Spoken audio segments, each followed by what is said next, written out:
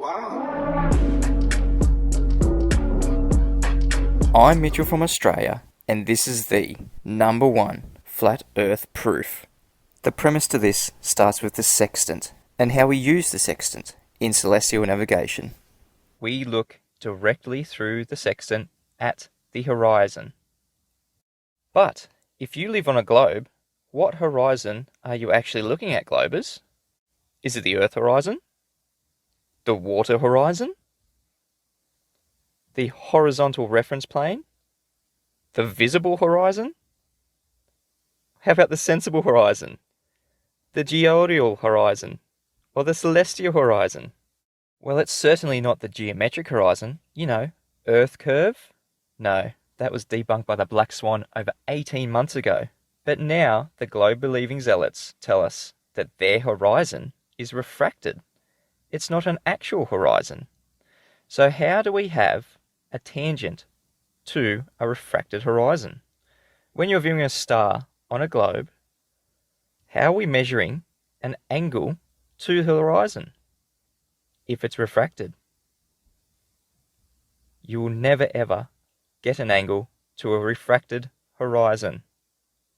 This is a major problem if you think you live on a globe, because celestial navigation would be impossible. So what have you done to keep your religion of a sphere Earth semi-plausible? You've presupposed that line, 90 degrees above your head, the zenith, actually runs to the center of your presupposed spherical Earth. And 90 degrees from that, you've made up a new horizon, the celestial horizon, which you say is a horizontal plane passing through the Earth's center, perpendicular to the zenith. So, after presupposing all these things, you can now use your sextant. But globe believers, realizing that their visual horizon is refracted, can't yet look at the horizon through the sextant. So yet another horizon is needed to be fabricated. They use the bubble level in the sextant to create the artificial horizon, which we are then told is parallel to the celestial horizon, essentially taking away the curvature of the Earth. Because even globe believers know you cannot measure an angle to a curved surface you think's beneath your feet. Look at this. You're pretending you're living on a globe, but in order to measure angles, you need to pretend you're living on a flat plane. This is cognitive dissonance, globers. You can't have it both ways. So now they can actually start and take a measurement from their 0 point of the artificial horizon to the celestial body. Look at what the globe believers are doing. They must treat what they see as flat in order to achieve an angle. But there's one more step, and this is where it all falls apart for the globe. They then have to measure from the artificial horizon a dip angle down to the visual horizon, the only actual horizon that we have. Remember that horizon that you said was Earth curve that is now refracted? Do you all realize now how devastating the Black Swan actually is to the globe? It has taken away your R value, the radius of your globe, and then it took away the curvature of the Earth altogether when it forced you to say that the horizon was refracted. And together with the sextant, it's now taken away your ability to navigate. Since January 1, 2020, the globe has been dead. So now it's time to prove where we actually live.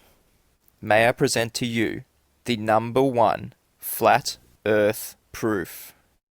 Here in reality, we live on a flat plane. And this may be news to people. We also have a flat sky plane above us where the celestial bodies exist. From the vantage point of our flat plane, when viewing the celestial bodies, we perceive their position and movement as a dome. This is purely our perception from this vantage point on our flat plane. It's not actually a dome above the Earth. All celestial bodies rise in the east, move in an apparent semicircular motion above the sky, and set in the west. Now don't get me wrong, our Earth is measurably, observably, and obviously contained. But it just doesn't have to be a dome shape, or any shape for that matter. But I digress. Looking at this flat celestial plane above our heads, we can see that everything rises in the east, moves across the sky, and sets in the west. We just perceive a motion of a dome shape. So let me give you a real-world example of how this works. This is Lake Woolloomboola, quite fittingly the breeding ground to black swans, and, I kid you not, located on Black Swan Way. Now, relative to the horizon, if you look up, straight up above your head, 90 degrees, to where my drone is sitting, right there, 90 degrees, what will happen when that drone moves straight ahead in its own flat plane? It's not going to change altitude, it's just going to move straight ahead. From my observer point, what's going to happen? The angle is going to change. The drone has not changed altitude at all. It's just changed the distance from where I'm observing it. If it moves again, the angle changes again, down to 25 degrees there. As it continues to move away, or if I move away from it, it'll travel towards the horizon, lowering in its angle, and eventually it'll get so far away that the angle will be too small for me to see, and it will appear as if the drone has set. This is all relative to the observer point. This is all apparent. It's not actually lowering. It's just getting too far away and the angle is decreasing. This creates that dome motion and movement that we see in the flat plane of the celestial bodies. Now that we understand that the flat celestial plane above us presents itself as a dome to our perspective point down here on the plane that we exist, we can understand how the celestial navigation actually works. Every star in the flat celestial plane has a position relative to our flat plane where it will be 90 degrees. This is called the geographical position, or the GP, of that star relative to our flat plane here on Earth. When the observer is at the GP of the star, it appears 90 degrees above their head. Celestial navigation works by using a sextant to measure the angle of that known star and using its relative GP, geographical position, to know where you are.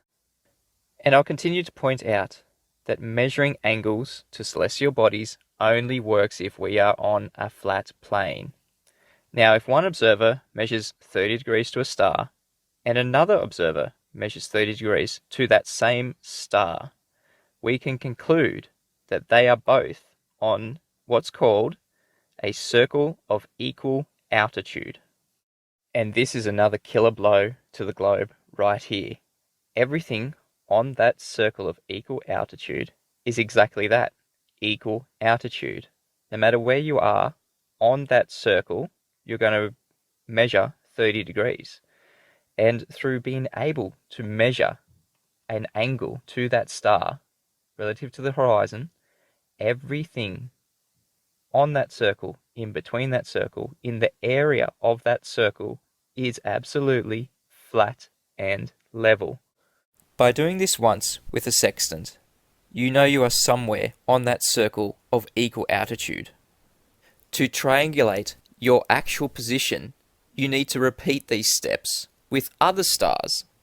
Your position is where all these areas of equal altitude meet. This is how celestial navigation works and has always worked on our flat level plane, using the celestial flat level plane. Let's use this small scale example on Lake Woolloomboola. Instead of a drone, we're going to use a star. So if observer A measures an angle to the star, and observer B measures an angle to the star, the same star, both angles are the same, 30 degrees. Knowing the GP of that star, they can conclude that they are on the same circle of equal altitude. distance between observer A and B and the area inside that circle is all in the circle of equal altitude. It is all flat. It is all the same level. This is the killer blow to the globe. Not only is our world observably and obviously flat, it is measurably flat, as I'm about to show you in this next large-scale example. The rule of thumb with celestial navigation is to use stars over 15 degrees in elevation, because under 15 degrees we start getting a lot of refraction, as you can see in these moon images. And this is real refraction, where something moves relative to the horizon, not the actual horizon itself being refracted, as anti-flat earthers would like to tell us after seeing the black swan images. So, if an observer was looking at Polaris from 15 degrees latitude, negative 60 degrees longitude, here near Dominica, they would measure 15 degrees to Polaris. And if another observer was on 15 degrees north latitude and 120 degrees longitude, they would also observe an angle to Polaris of 15 degrees, because we know the distance between these 2 points are absolutely flat on the same circle of altitude. We can measure between them and we get 10,375 miles of flat earth and ocean. And that's being nice to the globe. We can definitely see Polaris on the equator and even sometimes below the equator, which is a much larger distance of flat area, earth and sea. Let's do this north to south now.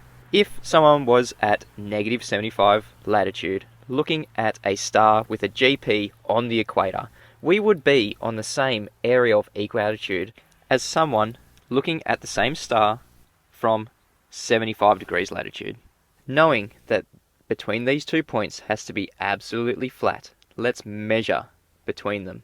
10,375 miles again, with an area of 84.5 million miles. Absolutely measurably flat.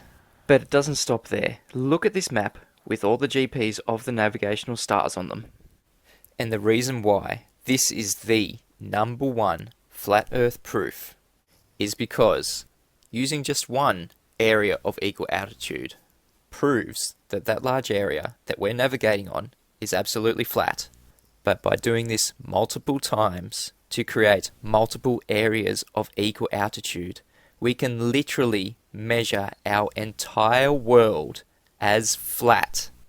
Just so you understand the enormity of this proof, we can literally measure our entire world as flat.